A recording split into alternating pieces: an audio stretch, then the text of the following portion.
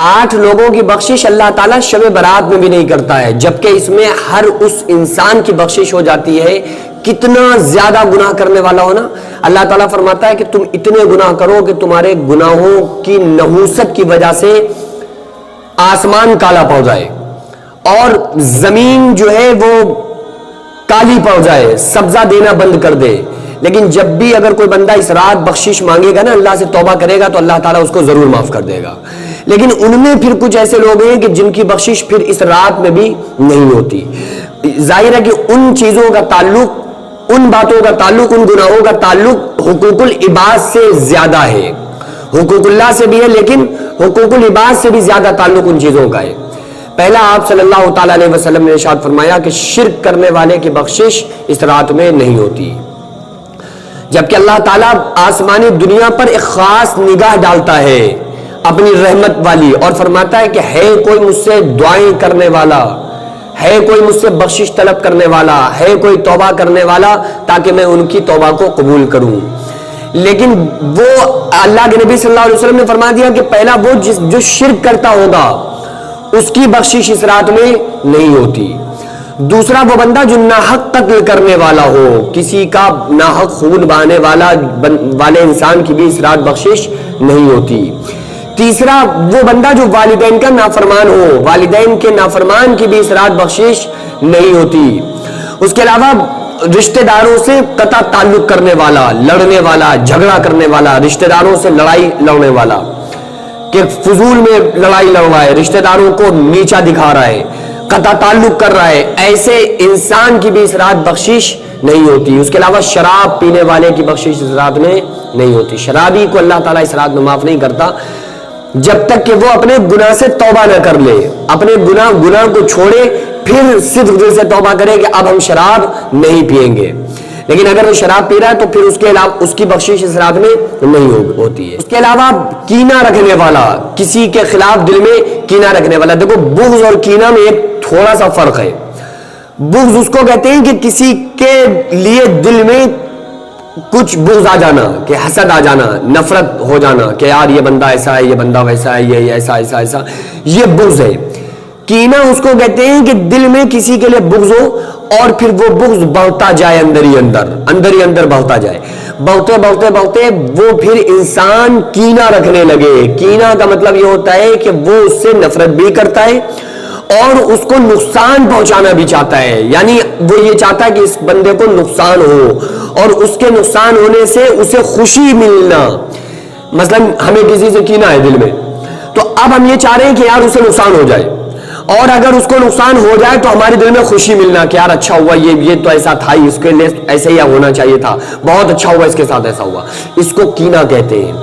اس کے علاوہ آقا علیہ الصلوۃ والسلام نے فرمایا کہ تہمت یا شلوار پاجامے کو ٹخنوں سے نیچے گھسیٹتا ہوا چلنا، تو ایسے انسان کی بھی بخشش اس رات میں نہیں ہوتی۔ اب ان کی بخشش ہوگی کیسے؟ ان میں ہم میں کتنے لوگ ایسے، آپ میں اور ہم سارے لوگوں میں کتنے لوگ ایسے ہیں جو ان گناہوں میں سے کوئی نہ کوئی گناہ بندہ کرتا ہے، تو اب ہماری بخشش کیسے ہوگی؟ جبکہ شب برات کا مطلب ہی ہے کہ نجات والی رات۔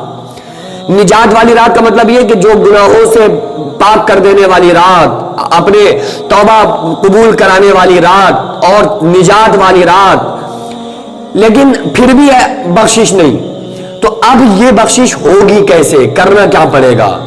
دیکھو سب سے پہلے میں نے پچھلی بار بھی آپ کو ایک مثال دی تھی کہ اگر کسی چیز کی توبہ آپ کو کرنا ہے تو اس کا طریقہ کیا ہے؟ میں نے مثال دی تھی نا کہ کسی کنویں کے اندر ایک جوتا گر جائے یا کوئی گندگی گر جائے، غلاظت گر جائے، اب آپ اس کنویں میں سے اس نجاست کو جو دکھ رہی ہے اس نجاست کو آپ نہ نکالیں، بلکہ 60 نہیں 70 نہیں 70,000 ڈول نکال دو، لیکن نجاست سامنے پھر بھی نظر آ رہی ہے، وہ نہیں نکالنے آپ، تو وہ کنواں پاک ہو جائے گا؟ ظاہر ہے نا کہ پہلے نجاست کو آپ کو نکالنا پڑے گا، پہلے اس چیز کو نکالنا پڑے گا جس کی وجہ سے کنواں ناپاک ہوا ہے، پھر اس کے بعد آپ اس پانی کو نکالیں گے تو آپ کا کنواں پاک ہوگا۔ تو ظاہر ہے کہ جس گناہ کی وجہ سے ہماری دعا قبول نہیں ہو رہی، جس گناہ کی وجہ سے ہماری توبہ اللہ قبول نہیں کر رہا، تو پہلے ہمیں اس گناہ کو چھوڑنا پڑے گا نا، پہلے اس گناہ کو ہمیں ختم کرنا پڑے گا, پہلے اس گناہ کو نکالنا پڑے گا, پہلے اس گناہ کو ترک کرنا پڑے گا, پھر ہم اللہ کی بارگاہ میں توبہ کریں گے تو اللہ تعالیٰ ہمیں معاف کر دے گا. دیکھو پہلے زمانے میں صحابہ کرام جب تک اسلام قبول نہیں کیا تھا صحابہ کرام نے, تو کیسے کیسے خطرناک کام کرتے تھے, لیکن جب انہوں نے اسلام قبول کر لیا تو آقا اسلام نے کیا فرمایا کہ تمہاری جتنے بھی جو پچھلے کام تھے اللہ تعالیٰ نے تمہارے ایمان لانے کے سبب سارے گناہوں کو ختم کر دیا, سب ختم ہو گئے. لیکن اگر انسان پھر بھی اس میں پھر اس کے بعد بھی گناہ کرتا رہے تو پھر اس انسان سے اس بات میں مواخذہ کیا جائے گا.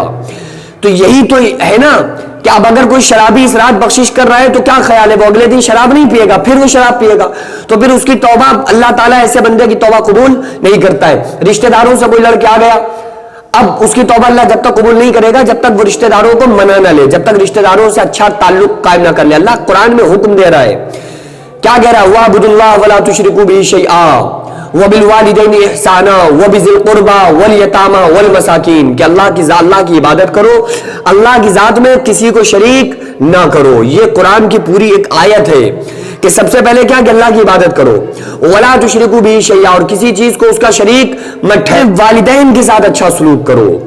حقوق العباد میں سب سے پہلے اللہ نے کس کو بتایا, والدین کے ساتھ اچھا سلوک کرو. پھر بتایا وَبِذِي الْقُرْبَى, پھر تمہارے رشتہ دار قریبی جو ہیں ان کے ساتھ اچھا سلوک کرو. پھر آتا ہے وَالْيَتَامَى وَالْمَسَاكِينِ, یتیموں اور مسکینوں کے ساتھ اچھا سلوک کرو.